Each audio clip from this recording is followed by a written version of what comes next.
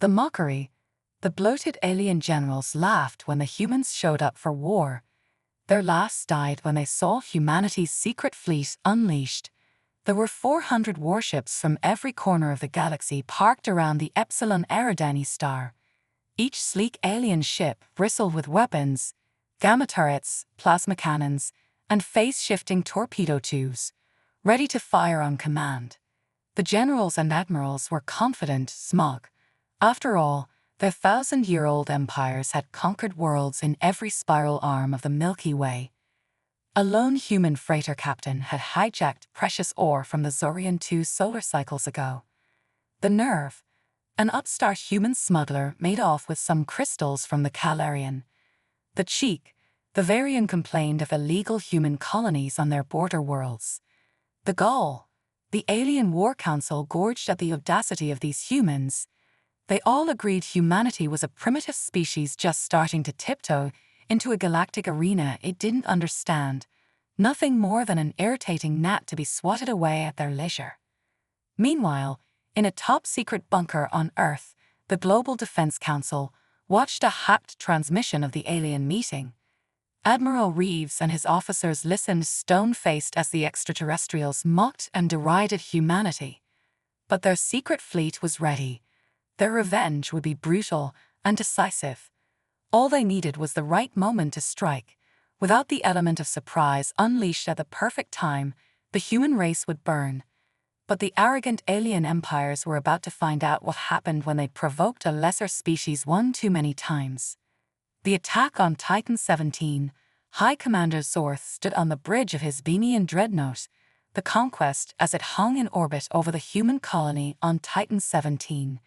He tapped the viewport with a clawed finger as he examined the small, primitive settlement below. Pathetic, Zorth growled. These humans dare to establish an outpost in our space. I will make an example of them.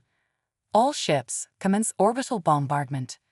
The Conquest shuddered as its massive plasma cannons unleashed hellfire on the human structures. Streams of superheated energy rained down on the colony, vaporizing buildings and sending debris flying. Explosions blossomed across the once tranquil landscape. On the planet's surface, the human colonists scrambled for cover in their bunkers and underground shelters. The ground shook with each impact, the very foundations of their colony cracking under the onslaught. Governor Adams gripped the command console in the colony's command center. Dust fell from the ceiling with each blast. Get the planetary defense cannons online. We have to hold them off until help arrives. The human guns opened fire, sending streams of projectiles and missiles up at the Venian ships. But the alien shields shimmered, absorbing the comparatively primitive weapons with ease. Zorth chuckled as he watched the pitiful defense. Begin the ground invasion. Crush these impudent humans underfoot. Dropships loaded with Venian troops and war machines descended on Titan 17, disgorging their deadly cargo. The soldiers charged forward, energy rifles blazing, cutting down the outmatched human defenders. Hover tanks glided over the broken terrain, their focused beam weapons slicing through structures like a scythe. In the bunkers, human soldiers fought back with grim determination. They took cover behind hastily erected barricades, firing back at the advancing aliens with rifles and portable missile launchers. Some even engaged in brutal hand-to-hand combat, using vibroblades and shock batons to battle the physically imposing Venian. But for every alien they felled, 5 more took their place. The revelation: the human lines buckled and collapsed under the relentless assault. Bunkers were breached and overrun. Soldiers fell, blood staining the churned earth. Colony structures burned and toppled. Governor Adams watched in despair as the Venian troops marched through the colony's broken gates. The command center's doors shook as the aliens began to break through. She drew her sidearm, preparing to make a final stand. Suddenly, alarms blared on the Conquest's bridge. Zorth spun to face his sensor officer. "Report," he barked. "High Commander, a massive fleet just dropped out of hyperspace at the system's edge. They're human ships, but I've never seen configurations like these before." "What? Impossible!" Zorth snarled. Bring it on screen. The view screen filled with the image of a massive human armada, easily dwarfing the Venian invasion force. At the fleet's head was a colossal dreadnought, bristling with guns and emblazoned with the insignia of Earth. On the dreadnought's bridge, Admiral Reeves rose from his command chair. "All ships, open fire. Protect our people, and show these alien bastards what happens when they mess with humanity." The human fleet surged forward, their guns lighting up the void of space. Advanced missiles and high-energy beams slammed into the Venian ships, shredding through their shields like paper. The Conquest shuddered under the impact, sparks flying on the bridge. Zorth roared in rage and disbelief as his ships were torn apart by the unexpected onslaught. Impossible! How could the humans have built such advanced weaponry without us knowing? All ships, fall back and regroup. The human counterattack, but it was too late. The human fleet tore through the Venian lines like a pack of wolves among sheep. Dreadnoughts unleashed broadside after broadside, reducing the alien vessels to molten slag. Fighters and bombers swarmed the enemy, picking off targets with merciless precision. On Titan 17's surface, the human defenders cheered as they saw the Venian troops retreating in disarray. Governor Adams emerged from the command center to see human dropships descending, disgorging reinforcements and supplies. Across the galaxy, reports flooded in of human attacks on Zarian and Calarian outposts and fleets. The once smug alien empires found themselves reeling, their dominance challenged by a species they had dismissed as primitive and weak. On Earth, the president addressed the nation and the watching galaxy. "For too long, the Galactic Council species have oppressed and belittled humanity. But no more. Today, we declare war against these arrogant empires. Our secret fleet is a secret no longer, and the galaxy will tremble at the fury of the human race." In his flagship's war room, Admiral Reeves received his new orders. The age of humanity had begun, and he would take the fight to the very heart of the alien empires. They would pay for their arrogance and learn to fear the wrath of Earth. Zorth, his fleet in tatters, could only watch in impotent rage as the humans celebrated their victory. The Venian High Command would demand answers for this debacle, but one thing was certain: the galaxy would never be the same again. The assault on Zorak Prime. The human fleet tore through the void of space, engines screaming as they pushed toward the heart of Zorian territory. Admiral Reeves stood on the bridge of his dreadnought, eyes fixed on the looming shape of Zorak Prime. The planet's surface was a web of metal shipyards and factories sprawling across its face. Dozens of half-built Zorian warships hung in orbit, skeletal frames waiting to be filled with weapons and armor. "All ships, prepare for assault," Reeves growled into the cum. "Fighter squadrons, launch on my mark. Marine transports, begin boarding operations. Let's show these Zorian bastards what happens when they mess with humanity." Acknowledgements crackled through the cum as the fleet surged forward. The orbital defenses of Zorak Prime lit up, energy beams and missiles arcing through space to meet the human ships. But the human vessels were small and fast, darting nimbly through the barrage. They wove between the lumbering Zorian battleships, pummeling them with concentrated fire. Explosions bloomed across the Zorian hulls as the human weapons found their marks, armor melting and venting atmosphere and bodies into the void. The Zorian ships tried to turn and bring their guns to bear, but they were too slow, too clumsy. The human ships danced around them, picking them apart with ruthless efficiency. The ground invasion. As the battle raged in orbit, human dropships screamed toward the planet's surface. They dodged through clouds of flak and anti-air fire, their hulls glowing with the heat of re-entry. With a roar of retros, they slammed into the ground near the sprawling estates of the Zorian elite.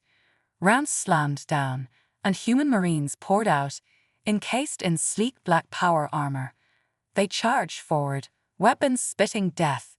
Zorian guards and automated defenses opened fire, but their shots glanced harmlessly off the marines' advanced armor. The humans returned fire with devastating precision, advancing relentlessly over the bodies of their foes.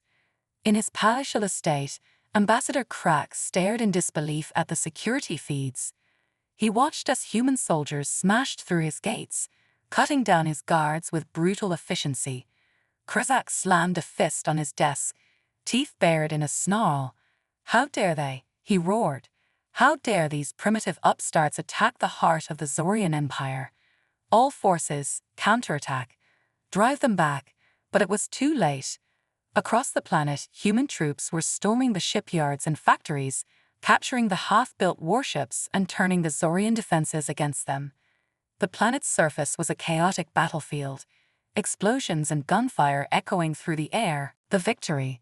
In the halls of the Zorian High Command, the mood was grim. Reports flooded in of human victories, of entire fleets shattered, planets captured, and Zorian forces routed. The counselors and generals stood in a huddle, voices raised in fear and anger. How could this have happened? One demanded. We were assured the humans were nothing more than an annoyance. How could they build such advanced ships and weapons without our knowledge? Another slammed a fist on the table. It doesn't matter how. We must strike back. We cannot let these primitives think they can defy the might of the Zorian Empire. But as they argued, the doors burst open, and human marines stormed in. The counselors froze as the humans leveled their weapons. Admiral Reeves stepped forward, a cold smile on his lips. "It's over," he said. "Your empire is broken. Surrender, and we might show you mercy." The Zorian leaders stared at him in shock and fear. One by one, they dropped their weapons and raised their hands in surrender. Across the galaxy, the news spread like wildfire. The mighty Zorian Empire, humbled by the upstart humans. On Earth, celebrations erupted as people rejoiced in the victory. Admiral Reeves stood on the bridge of his flagship, watching as the Zorian banners were torn down and replaced with the flag of Earth. The age of humanity had begun, and the galaxy would never forget the day the humans struck back. Rebuilding and unity. With the Zorian Empire in shambles, the work of rebuilding began. The human fleet, now the most formidable force in the galaxy, stationed itself in strategic locations to maintain peace and order. Reconstruction teams were dispatched to repair the damage caused by the war, not only to human colonies but also to those of the alien empires that have fallen under human control. Admiral Reeves stood on the observation deck of his flagship, watching as engineers and workers toiled to restore Titan 17. The once devastated colony was now a bustling hub of activity, with new structures rising from the ashes and citizens returning to rebuild their lives. Governor Adams joined him, her expression one of determination and hope. "We've come a long way," she said, looking out at the thriving colony. "But there's still so much to do." Reeves nodded. "The galaxy has changed, and it's up to us to ensure that it changes for the better. We need to foster unity, not just among humans, but with the other species as well. They need to see that we can be allies, not just conquerors." The Galactic Council. The new Galactic Council convened for the first time on Earth, a symbol of humanity's ascendance and commitment to a united galaxy. Representatives from every major species, including the humbled Zorian, Calarian, and Venian, gathered in a grand chamber to discuss the future. The atmosphere was tense, but filled with a sense of possibility. President Monroe of Earth addressed the assembly. "Today marks the beginning of a new era. We have all suffered the consequences of division and conflict. But now, we have a chance to forge a new path together. A path of cooperation, understanding, and mutual respect." The alien representatives listened intently. Ambassador Crack, now a symbol of Zorian resilience and repentance, stepped forward. "We have seen the strength and determination of humanity. We have also seen your capacity for mercy. Let this council be a testament to our commitment to peace. Let us learn from our past and build a future where all species can thrive." The chamber erupted in applause, a hopeful sign of the unity that could be achieved. The new frontier. With peace established and the Galactic Council in place, humanity turned its gaze to the stars. The secret fleet, once a tool of war, was now a force for exploration and discovery. New ships were constructed, equipped with advanced technology and crewed by a diverse mix of humans and aliens. Admiral Reeves was appointed as the head of the Galactic Exploration Command. His mission was to lead expeditions into uncharted territories, seeking new worlds, new civilizations, and new opportunities for cooperation and growth.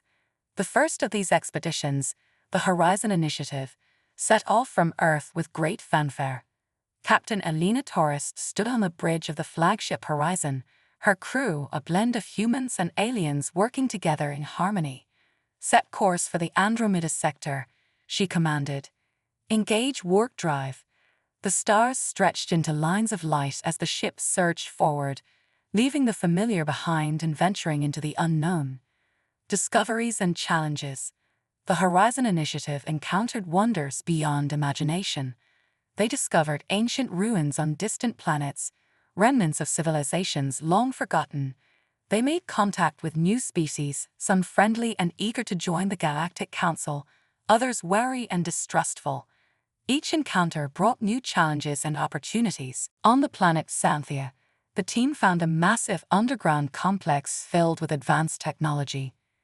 Dr. Arya Chen, the expedition's chief scientist, marveled at the intricate machinery. "This could revolutionize our understanding of energy production," she said, her eyes wide with excitement. "We must study it carefully." But not all discoveries were benign. In the Kuiper expanse, the Horizon encountered a hostile species known as the Drethar. These ruthless warriors saw the Galactic Council as a threat and launched a surprise attack. Captain Torres and her crew fought valiantly, using their advanced technology and unity to repel the invaders. The battle was fierce, but in the end, the Horizon emerged victorious. The return. After years of exploration and countless discoveries, the Horizon Initiative returned to Earth, bringing with them knowledge and technology that would benefit all of humanity and their allies. The crew was hailed as heroes, their achievements celebrated across the galaxy. Admiral Reeves stood before the Galactic Council, presenting their findings. "We have seen the vastness of the universe, its wonders and its dangers. We have forged new alliances and faced formidable foes. But through it all, we have remained united. Our strength lies in our diversity and our commitment to a common purpose." The council members nodded in agreement, their faces reflecting the hope and determination that had brought them together. Ambassador Crack spoke on behalf of the alien representatives. "We have learned much from humanity's example. Let us continue to work together, to explore, to discover, and to build a future where all species can prosper." Part 13. Legacy of Unity. The era of exploration and unity ushered in a golden age for the galaxy. The combined knowledge and technology of the Galactic Council members led to advancements in science, medicine, and industry. Trade routes flourished, and cultural exchanges enriched the lives of all species. Admiral Reeves, now retired, watched from his home on Earth as the new generation of explorers took to the stars. His legacy, and that of the Secret Fleet, was one of hope and unity. The once divided galaxy was now a tapestry of cooperation and mutual respect. Governor Adams, now a prominent leader in the Galactic Council, stood beside him. "We did it," she said, a smile on her face. "We turned the tide and built something beautiful." Reeves nodded, his eyes filled with pride. "Yes, we did, and the galaxy will never be the same again."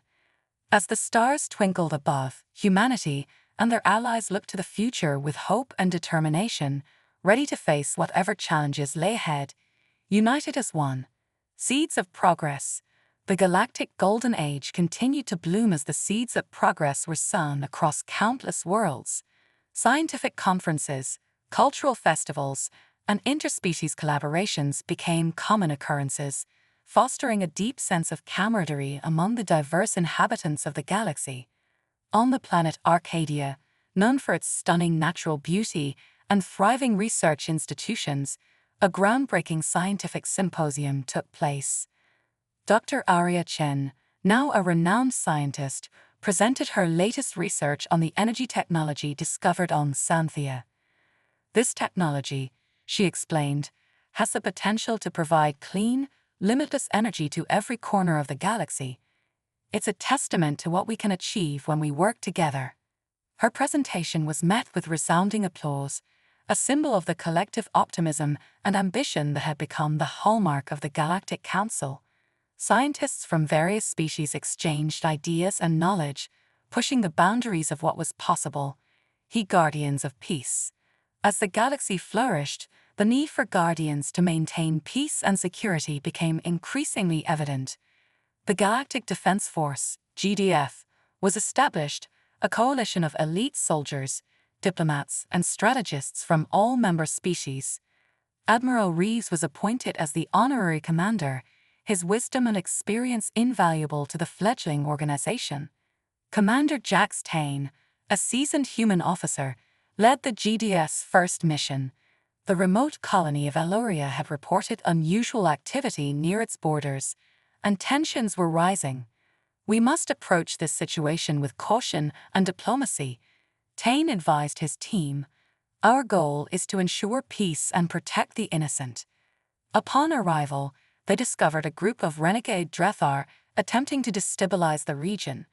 Commander Tane and his team, including Drethar who had joined the GDF, worked tirelessly to defuse the situation. Through a combination of negotiation and strategic intervention, they prevented a full-scale conflict and brought the renegades to justice. The Festival of Unity. To celebrate the achievements and strengthen the bonds among the Galactic Council members, the Festival of Unity was held annually. This grand event showcased the rich cultures, arts, and traditions of each species, fostering mutual respect and admiration. On Earth, the festival was a spectacle of colors, sounds, and flavors. From the rhythmic dances of the Calarians to the intricate art of the Venians, the festival was a testament to the beauty of diversity. Governor Adams, as the festival's host, welcomed the attendees. "This festival," she proclaimed, "is a celebration of our shared journey and our commitment to a brighter future." As night fell, a magnificent display of fireworks lit up the sky, symbolizing the unity and hope that had become the cornerstone of the galaxy's new era. People from all walks of life mingled, exchanged stories, and formed lasting friendships. A new threat. Despite the prevailing peace, the galaxy was not without its challenges. On the outskirts of known space, an ominous presence began to stir. The mysterious Varlock, an ancient and powerful species long thought extinct, resurfaced with intentions unknown but potentially perilous. The GDF received reports of unusual phenomena and disturbances in the outer sectors. Admiral Reeves, though retired, was called upon for his expertise. "We must be vigilant," he warned. "The Varlock are not to be underestimated. We need to gather intelligence and prepare for any eventuality." A reconnaissance team, led by Commander Tane, was dispatched to investigate. They discovered ancient ruins emitting powerful energy signatures, indicating the Varlock's advanced technology. As they delved deeper, they uncovered clues about the Varlock's history and motives, suggesting that their resurgence was tied to a quest for dominance. The call to action. With the threat of the Varlock looming, the Galactic Council convened an emergency session. Representatives from all member species debated the best course of action. "We must act swiftly and decisively," President Monroe urged. "The Varlock pose a threat to everything we have built." Ambassador Crack, representing the Zorians, stood in solidarity. "We have faced great adversaries before, and we have emerged stronger. We must unite our forces and confront this new challenge together." A task force was formed, comprising the best and brightest from each species. Admiral Reeves, Commander Tane, and Dr. Aria Chen were among those leading the charge. Their mission was to uncover the Varlock's plans and neutralize any threat they posed to the galaxy. The battle for the future. The task force embarked on a perilous journey to the heart of Varlock territory. As they approached, they encountered formidable defenses and cunning traps designed to deter intruders. Utilizing their collective knowledge and skills, they navigated these obstacles, determined to reach their goal. In the final confrontation, the task force faced the Varlock's formidable leader, who revealed their intent to reclaim their place as the galaxy's rulers. The ensuing battle was intense and grueling, testing the limits of the task force's unity and resolve. Through sheer determination and cooperation, they managed to overcome the Varlock's might and secure a hard-fought victory. A lasting legacy. The defeat of the Varlock marked a turning point in galactic history. The Galactic Council's unity and the bravery of the task force were celebrated as symbols of hope and resilience. The galaxy had faced a formidable foe and emerged stronger, more united than ever. Admiral Reeves, reflecting on the journey, addressed the Galactic Council one last time. "We have shown that when we stand together, there is no challenge we cannot overcome. Our legacy is one of unity, progress, and hope. Let us continue to build a future where all species can thrive." As the galaxy looked to the stars, they did so with a renewed sense of purpose and optimism. The story of humanity and their allies was one of triumph and unity, a beacon of light in the vast expanse of space, guiding future generations toward a brighter tomorrow.